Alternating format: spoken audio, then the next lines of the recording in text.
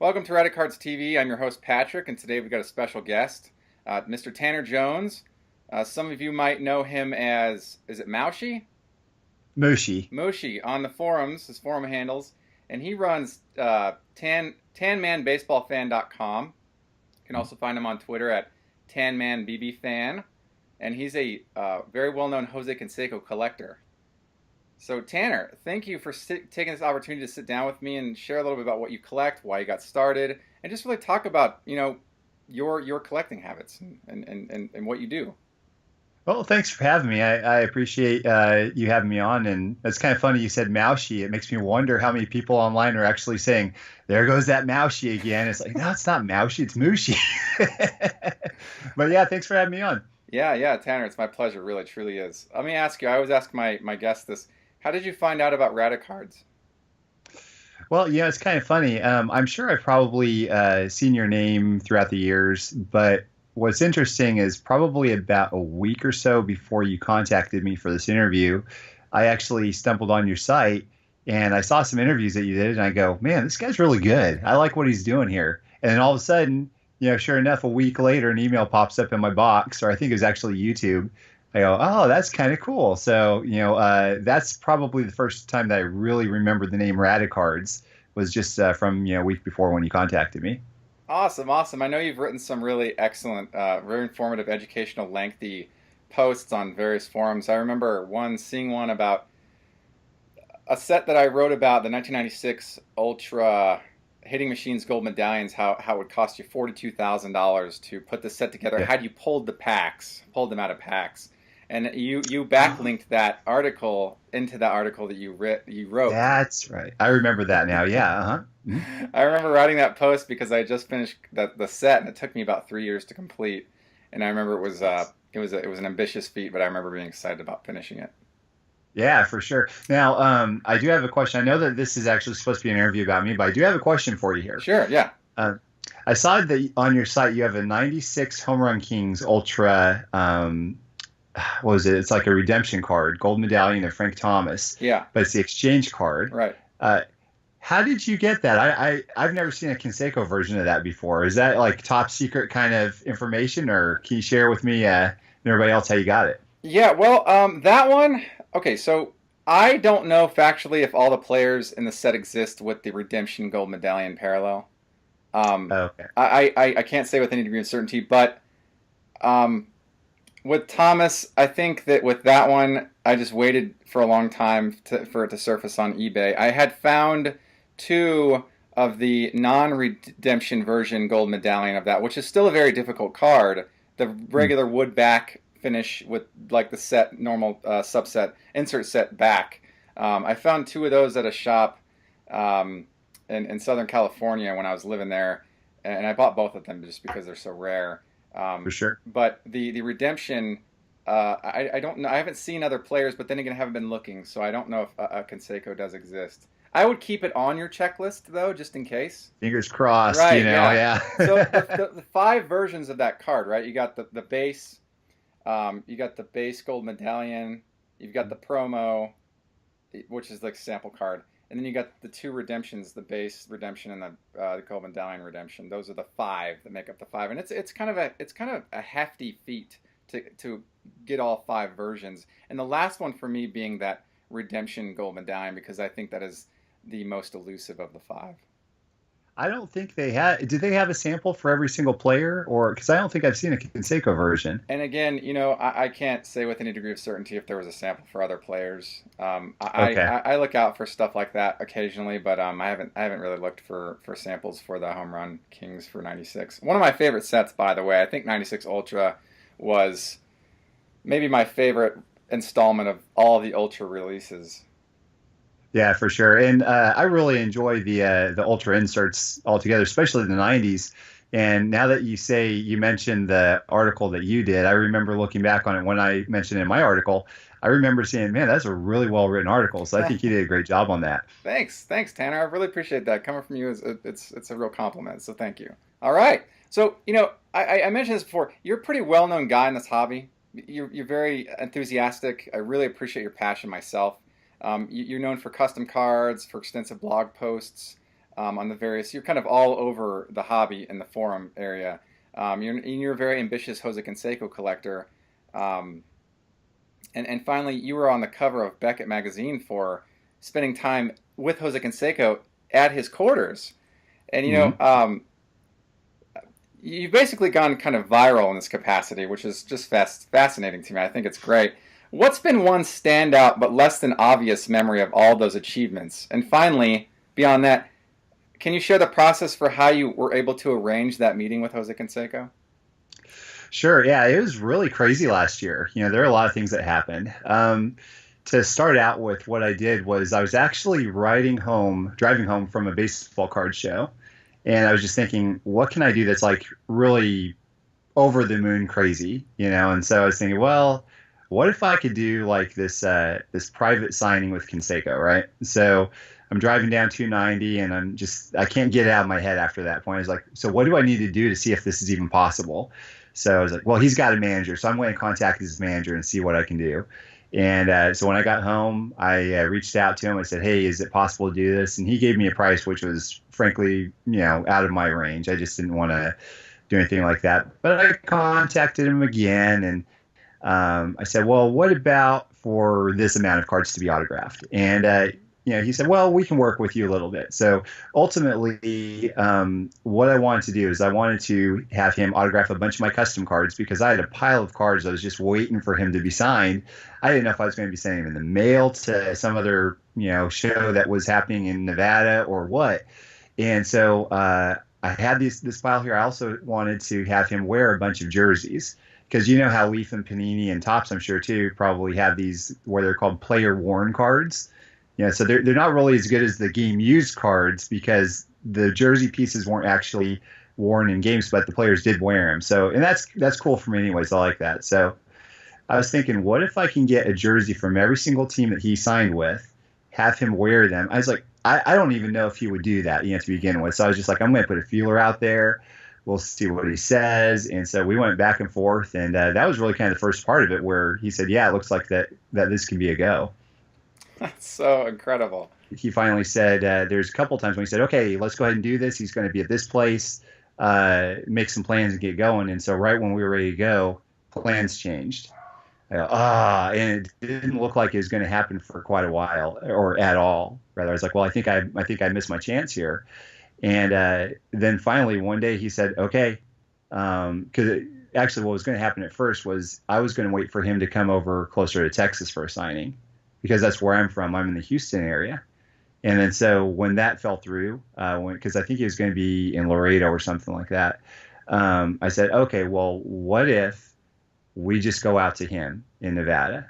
And he said, well, yeah, that can work. So finally it all worked out, and we were able to make a trip over there to Nevada. We made a family road trip out of it, went over to California, and it was like a 3,000 or 4,000 mile road trip, but it was a blast. What a memory, man. That's just so fantastic that you had conjured up this idea and you were able to bring it to reality. Within what was the span between idea to implementation? How long was that? Uh, it's probably a good year or so. I would say Really? year and a half. And the craziest thing about it is whenever you're going into this position, the situation when you're driving, you have a lot of time to think, right? I Hmm. mean, so in my head, what I was thinking was, is this going to be like a meeting at a hotel lobby? Is he going to have his shades on and not talk to me at all, and just sign, all these items and then not say anything and then get out of here, get off my lawn, kind of thing?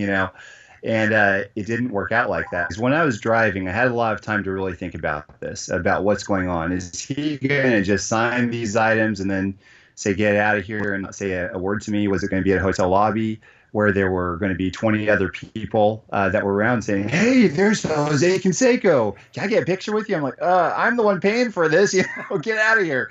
But what happened was we had actually gone into New Mexico, I think, at this point, and we didn't even know where we were going. We're just like, okay, we're going to get a hotel in Vegas, and we're just going to wait for the call and see when and where, kind of thing. And I got an email from his manager, and he said, Jose's actually decided to have you over at his house. So my wife was driving at this point, and I was checking on my phone, and I started laughing. She's like, what? So you're not going to believe it. She goes, he just invited you over to his house, didn't he? I go, yep. And she's like, oh my gosh. So me and my wife and son were going crazy and everything. It is really a cool thing. So then, of course, the next question was how's he going to get his house? I mean, I just overthink things all the time, so I just couldn't have just chilled out or anything. I was, really overanalyzing it. But he, his, at that point, it was his girlfriend or fiance opened the door when we got there and let us in. I go, oh my gosh, my childhood hero is in a tank top and his shorts at his kitchen table telling me to come on in. It was bizarre, but it was awesome. I loved it. How much time did you spend with him that day? I don't know exactly. I don't remember. It's something I've written about. I know. I want to say maybe 2 or 3 hours, perhaps. It Because was a good chunk of time. you guys cooked like, I think, what was it, like muffins or cupcakes or something? Yeah, they made some cupcakes, and so we had those, and Just so went in the awesome. backyard, and we fed his pets, and then the one of the coolest things, which is really neat, is he actually had this DVD of this home run compilation that I believe his father had made for him, Hmm. and so I got my laptop out of my car, and as we were playing it, he was basically narrating every home run that he had hit for several minutes, which is really cool because I can't believe this. I'm here eating cupcakes that they made while Canseco is telling me about all these home runs he hit while we're watching them, and that was really neat. I mean, there have been a lot of other things that happened, during that time too, but that was kind of a neat thing for sure. It's such a that's like a once in a lifetime kind of arrangement, that you get to really get to know your player on a human level, one on one. You get to spend time with them and like do things that aren't sports related, like eat cupcakes and feed their pets and watch TV with them. It's essentially them playing, but it's just this like really surreal kind of experience, and how incredible, right? You'll take that with you forever. I mean, I think that's just so great of Jose Canseco to allow that. What a stand-up guy, to be able to welcome your interaction with him and sign some stuff, because you got a lot of great stuff signed. He sat there and signed quite a few items for you, didn't he, that day? Oh gosh, yeah, he was such a nice guy, and actually, what had happened was during this time while I was waiting, this is when he had shot himself in the finger, Hmm. and I remember seeing the actual headlines. It says something like Jose Canseco shoots himself. I freaked out. I was like, did my favorite baseball player in the world just kill himself? Or I didn't know. And then it turned out that it was his finger. And I was like, oh my gosh, So because I was really worried about him, of course. But as I was thinking a little longer, it's like, well, if I want him to wear some gloves, what's going to happen? He's got part of a finger that's really messed up here. So what I did was I bought a couple gloves, left hand and right hand, and all this. And so I brought everything over to him, the whole shebang. And he looked at a glove. He's like, man, this is really cool. I like this. This feels good. And then he started saying, I might have to trade you for this. I was like, what? You want to trade me? And I mean, because come on, that's like the dream, right? Trading something with your favorite player. Right. So I was like, yeah. And then he looks at it again. He's like, oh, it's kind of small though. And I was like, you can have it. This is yours. Because I was like, how awesome would it be to have your favorite player play with something? Because he used to play all the time in the independent leagues with your glove. Hmm. And he said, well, hang on a second. He hopped up and he got another glove. He's like, this is a glove that I still use right now, so I'll trade you for it. It's like, perfect. He signed it and he inscribed it and everything. That was probably, I would say that was my favorite part of the whole thing. How that's magical. That's the word that comes to mind, and magic. It's just incredible. Yeah. I love that. Yeah. It's just such a cool story. It kind of like leads me into a question. What got you into collecting Jose Canseco? You know, I'm not really sure what got me into it to begin with. I do remember that back in 1987, I didn't start collecting until 1989, but my family and I actually visited somebody in 1987, and they took us to a baseball card shop. And so the kid of the family that we visited got a pack of 87 tops, and I go, well, I want a pack of 87 tops. I don't know what it is, but I'll take one. And so I got it. And I remember opening the pack, and I remember seeing this guy in this green jersey sitting with a little yellow trophy in the corner. I go, that's kind of cool. And then I remember the kid that was with me going, "You got Jose Canseco? No way!" But oh, hey, I got this really cool player. His name's Todd Worrell. It's got the little trophy also. I trade it for you if you want. And he was like, I don't know. I decided to keep the Canseco. And I'm glad I did, because, I mean, what a ripoff, right? Todd Worrell, come on. So what I did is I tossed these cards in my dresser or whatever, and I just completely forgot about them. And when I got into baseball really, really big time in 1989, I was thinking about this. And I go, where are those baseball cards? I know I got some somewhere, and so I found it, and sure enough, Canseco was there. And I think that was probably my first hook into wanting to collect Canseco and being a fan of his. And I was a huge A's fan, and all you'd hear about is Jose Canseco, these huge home runs they'd hit, and I was just captivated by his violent swing and whether it was a home run or a strikeout. I mean, you could tell that he meant business, so I loved it. Yeah, he's great. I've seen some footage of him on a post-pro career independent league, and first at bat he hits a home run, and it's like just this Hmm. perfect swing. He Yeah. still has it, He still has that girth at the plate, and I just really respect the Yeah. viewership, like the experience of watching him play is still even to me impressive. Yeah. 52 years old, I mean, I would love to be like that at 52. He looks great, doesn't he? He still looks He's awesome at 52. I hadn't really seen you on the boards for probably until I'd say 2014, maybe. Were you active anywhere else before then, or did you kind of find out about those things around that time, or was I just missing out and not seeing you? Or can you tell me about the process of you kind of entering more of the mainstream hobby? Well, my relationship with baseball and cardboard in general really has evolved a lot. What I did was, like I said, I started in 1989, Mm-hmm. and then probably about 1993 or 1994 kind of tapered off. I mean, this is the story of every man in his 30s, right? I mean, Right. this is how it goes. Because what happens is you get into friends and girls and church and all this stuff. This is what was me. Maybe not everybody into church, but that was me. Church was a huge thing for me growing up.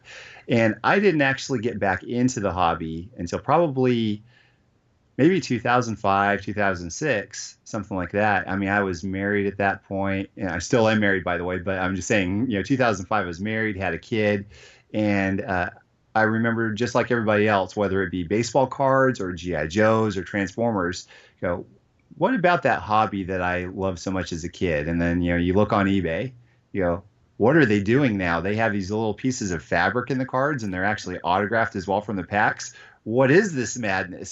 So it was pretty amazing. But to answer your question, what I did was when I first started my own blog, I believe it was about 2011 or 2012, and I just loved writing. And so what I was doing then more than anything else was buying and selling cards. And I loved it. So I would post, these big deals that I've done in the past and everything, and post pictures of the latest haul. And that was fun. But then I started getting into custom baseball cards. And when I started posting those things, and I've only been doing cards like that for 2, maybe 3 years or something now at this point. And I remember it really clicked with people. People were just loving them. And so I said, okay, well, I'll keep doing this. And it's a blast anyway. So I kept doing that. And then somewhere along the way, I got really into collecting Canseco. So a little bit after that. So it's basically been going from me writing as a reseller to a custom card maker to Canseco super collector. So it's been a fun ride for sure. I've seen some of your custom pieces, and they're jaw dropping. I mean, they're incredible. I don't. Oh, I, thanks. yeah, man, your super fractors, and you did. I think you did a Topps Gold label Will Clark for a guy that looked really just awesome. Oh yeah, yeah. Mm. And then you've done some 1990 Don Russ, Frank Thomas, different back border gradients. I Um, thought that'd be on your radar there for sure. Yeah, yeah. those are just so Absolutely. cool and very impressive to me that people can do that. Because I don't know the process and I don't know that I have the time to learn it myself, but I'm always just taken by the intellectual creativity that is possessed by other collectors. They're so believable what you've done. some of the custom work. I look at them. I was like, I can't tell the difference unless the back says made by Tanner Jones. Can you tell me about, I guess, how many unique Canseco cards you have now? What I've done is on my website at cansecocollector.com, I've put everything on there. So that includes also the customs because I consider my customs part of my collection as well. I've also included the memorabilia pieces. And so what I did was and I actually just checked my website to see because I was like, well, I don't know. I don't know exactly how many I have. But if you take out the custom pieces and memorabilia, I think it's coming somewhere around 3,800 pieces. So yeah, it's very close and climbing. Hopefully I'll be 4,000 cards only pretty soon here too. Yeah. How do you have them cataloged outside of the pictures? Do you keep like an Excel or a Google sheet or a Word doc or something to keep track of what you have so you don't double buy? Well, it's actually my list has really evolved in the past few years. So I started out with a Word document, and what I would do is every time I'd get something, I would cross it out or put it in red, and I would send that thing to anybody who would ask, and anybody who didn't ask even too. Hey, if you have a Conseco on this list, let me know. I went from that to the Excel spreadsheet, and I put my Excel spreadsheet online as a searchable piece, and because my whole idea of putting my collection online was to make it as easy as possible for other collectors to see if they have Conseco cards that I don't have yet. And so I was really proud of that online searchable spreadsheet for a while, and because you could really quickly go on my website and type it in and see if you have it or not. But the problem is just people's eyes would glaze over after you see all these thousands of cards on the checklist and want list, and so I said, well, what can I really do to really amp this thing up? So what I did was I had scanned every picture of my site and I made it searchable as well. So you can search anything that you want on this. In addition to that, you can also search the want list of mine, and they have all the pictures too. So that is my checklist that I use. So if I find something online that I want, I go to cansecocollector.com and see if I have it yet or not. There's actually two ways to think about this. I've had some folks say, "Oh, Tanner, you don't want to put that online because people will really jack up the prices if they see something." But what I found is it's been a very helpful tool because a lot of folks in this hobby have been very helpful to me. I mean, I'm very grateful to a lot of guys that have come to me. It's like almost daily I have people emailing me from my website saying, "Hey, Tanner, I picked up this Canseco. Do you need it?" Or they would go to Checklist and say, "Hey, Tanner, I saw cansecocollector.com doesn't have this card listed. Do you want it?" And I mean, it's been fantastic. I would definitely not change it. I'm glad that I took the time and effort to put it together. You bring up a good point. That the concern is does having it online affect the quality of the buying experience because people then start to poach you as a buyer and they jack up prices. I think that does happen, but I think rarer than the fact the value it's less so than the value you receive by having that online because more people want to help than hurt. That's always Yeah. been my perception that having it online for me helps me, but also having it online helps other collectors identify what they have in their collections. Like they probably use your site to do that too. B, they already know you and they already know that you collect something, so they're going to come to you and say, "Hey, Tanner, I want to contribute in some way. Can I sell this to you?" Mm. Or whatever else. And it creates the community dynamic that might not be found without having that online, which I find very valuable to me. And you might also think that that's valuable too. Yeah, absolutely. Absolutely. I really do love it. And I wish that more collectors would come forward and put their collections online. And if anything, let's say if you're just out of town and you're feeling really lonely and you're like, man, I wish I had some baseball cards to look through. You can go to your collection and just as if you're in your office or in your home somewhere and, look at the cards you have. Maybe that's just me. I don't know, but I enjoy doing that too. That's me too. I like to pull up my museum and then like if I'm like at an airport or something and be like, oh, I was scrolling through the 2012 portfolio just because it's cool and I want to look at say tops triple threads that year or whatever. Yeah, I mean the internet as a whole has really kind of changed things dramatically. It's still changing. There's still guys like us that are putting their collections online, and they're doing a lot of deals online as well now too, more so than ever before. I remember my first actual transaction online as far as baseball cards go as an adult was in 2007, I believe, for a Canseco game used bat card, and I just thought that was the coolest thing ever. It's like, okay, so there's somebody in Massachusetts or whatever that has this card that's willing to trade me. And it's kind of interesting because this is actually kind of a part two of my whole collecting career, if you will, because I was really big into Prodigy as a kid. That was like my connection to the outside world. And so I had like this Rolodex of customers, for baseball cards, even back then when I was 10 or 11 years old. So that was kind of a neat thing for me to be able to just give me something to do, really. I would continue to buy and sell through online through Prodigy back then. So coming back, but only into the actual internet form of things, where there were forums and there was eBay. That really changed things because it's a whole lot different to trade with just a few of your friends. I mean, to be honest with you, I don't really know too many people locally here that are into collecting. I mean, like in my personal life, if I'm talking to friends, baseball cards never really come up ever, unless something is said about baseball and they're like, oh, Tanner likes baseball. Yeah, that's really about it. All of my relationships with people when it comes to baseball, for the most part, it's online. I think Canseco has done a really good job with changing his image in the past year or two, as far as making himself more of a likable person. And I'm not saying that he wasn't a likable person before. I'm just saying the public didn't see that. To me, in my personal opinion and in my personal experience with him, I mean, he's fantastic. He's a great guy. Yeah, I read both of his books, Vindicated and Juiced. Of course, Juiced first and then Vindicated. And I grew up with an older brother who at one point brought home an '86 Don Russ, and I remember him holding it against in this really thick case. He held the case against the car window, and I was looking at it and being like, that card's worth like $80. That's a huge card. And he was contemplating buying it, and he didn't. And this was like probably in 1989, I'd say. It was a really long time ago. And I'd always admired his playing because he was so powerful. And everything he did was bigger. It was larger. Does that make sense? I can't really explain it. He was always just so enthusiastic about the way he played.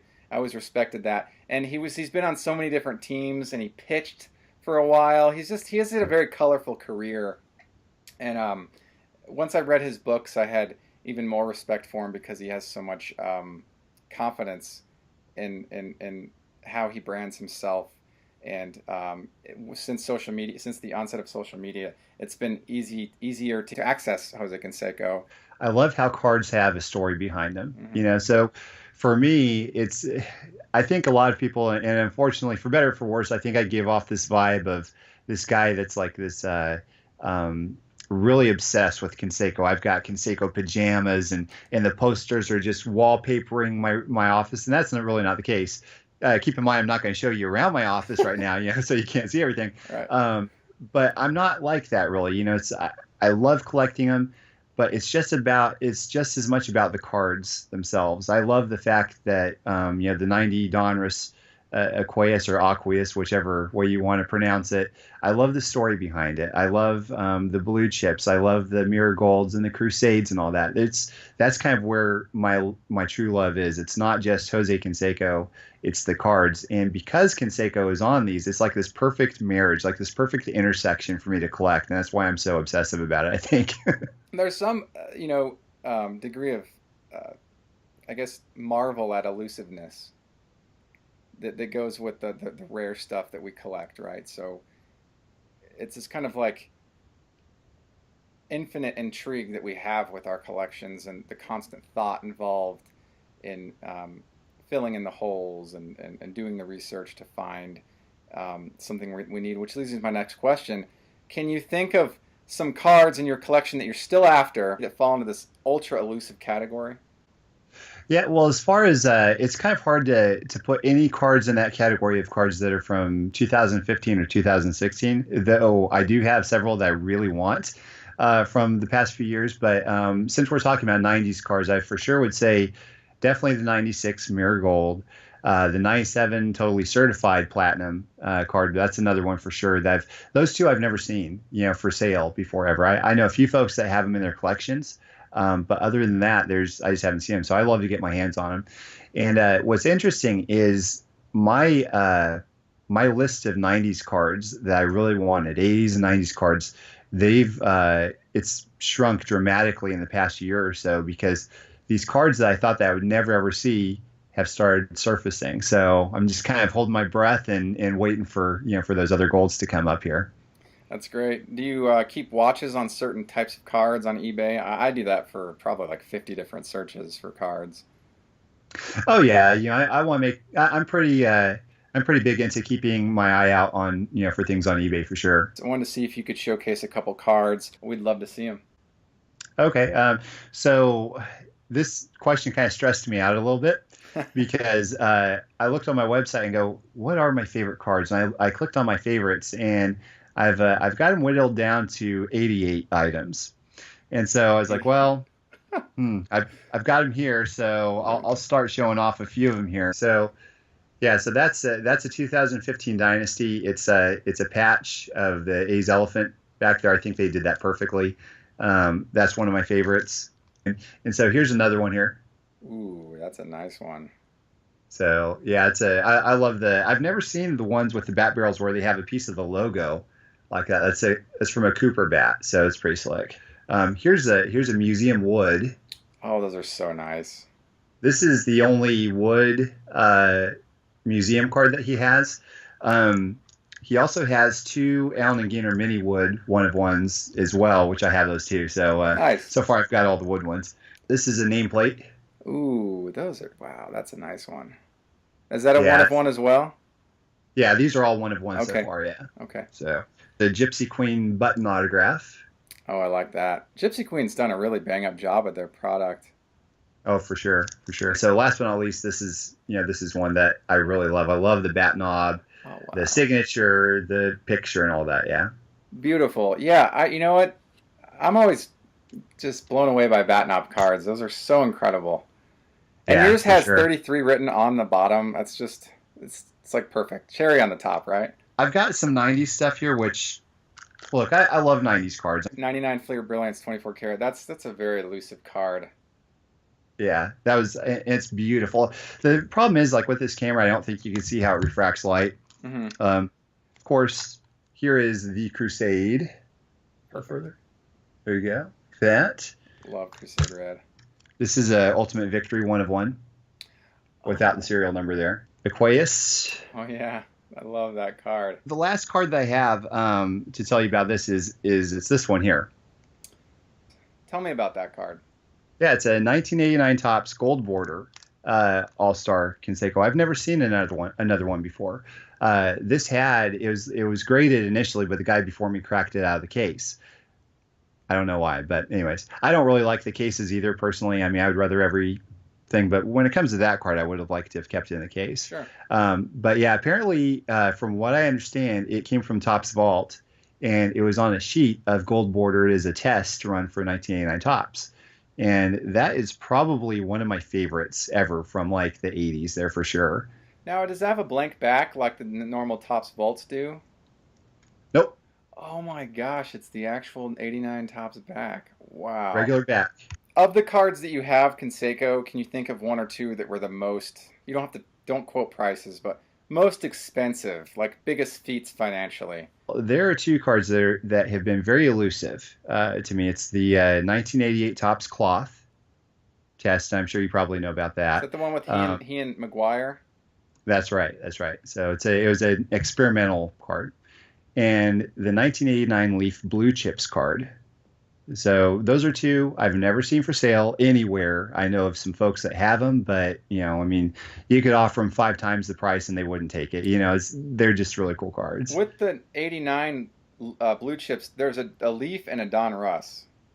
Yes. Whenever I first did my website and I showed it online and said, "Hey, everybody, here's my entire collection. Take a look." The next morning, I woke up and I remember this. I was in bed. I checked my phone for my messages, and somebody wrote and said, "Hey, Tanner, I think this is an amazing collection. I love what you do. I noticed that you don't have an 88 Topps Test Cloth on your website. Is that card that you need?" And I was half asleep, but when I heard that, I just woke up immediately. I go, "Oh my gosh, maybe this guy has one and he's willing to sell it to me." I mean, why would he ask otherwise? So Right. I remember writing him feverishly, "No, I don't. I would love to have this. What can I do? I'm sure you have one. What would you be willing to sell it for?" And he told me, he said, "Unfortunately, I wouldn't be willing to sell it to you. What I will do is I will give it to you. Send me your address." He sent it to me for free. Really? Here it is. He Yeah, it's sent a this to me for free. monster of a card. I It's a love that you monster. can see the cloth texture on this. Even on the back there, I don't know if it shows up on the camera or not, but Mm-hmm. it's a monster of a card. It's a very it's a very thin type of sheet kind of a card. And I thought that was fantastic. Now there's a second part to this too. Great guy, by the way. He bumps my thread with another card, and he says, "I have this one also, but it's not for sale because I only have one of it." So I guess he had another one of these cloth cards. So I wrote him. I go, "Oh man, I'd love to have this. If there's any way you could change your mind on it, please let me know." And so he said, "No, this is staying in my collection. I'm sorry." And so I was kind of bummed about that, of course. But I was like, well, at least I know where it is. Maybe I can do something for him at some point down the road to get my hands on it. And so I remember one day I got a knock on the door. I opened up the door, and the postal worker was there having me sign for a box. I was like, huh, okay. So I signed for it, and I looked, and his address was on it. Yeah. Hmm.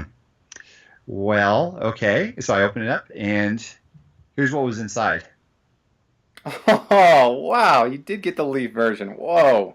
Huge. 1999 Leaf Blue Chips. He sent me these two cards for absolutely free.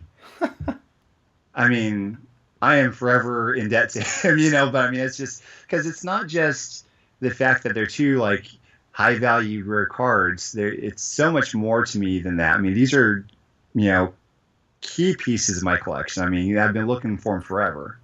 I have to ask you, what are some final thoughts that you have for collectors or just things that you want to leave as like a capstone to this interview? Well, I'm not really sure. I would say probably number one, I do this a lot because I really mean it. Thank you very much to everybody who contacts me with their Canseco cards. I've seen a lot of generosity in this hobby. I'm very happy. One piece of advice I would give to people is treat others as you would want to be treated, especially, not just in life, but even in this hobby, so don't try to go for the extra penny or two by trying to rip off somebody. Don't try to backstab somebody by trying to buy a card out from under them or anything like that if they've made a deal with somebody else. Have high integrity when it comes to this sort of thing. And it's been my experience that it's paid off, I mean, tenfold, so it's been fantastic. And so if you're good to the hobby, I think the hobby will be good to you. I love it. I love it. Tanner, I really appreciate spending some time with you, getting to know you, talking about your collection. Impressive collection, by the way. And just you're a stand-up guy. And thanks for being so great to the hobby that we have here that we love so much. And, stay in touch. And we look forward to seeing you online. And thank you again for sitting down with me. Okay, well, thank you for having me. I appreciate it. It's been fun. All right. Thank you for watching another episode of Radicards TV on radicards.com. I'm your host, Patrick. I want to thank you again, Tanner Jones. And again, links to his website and social media are below. And until next time, enjoy collecting.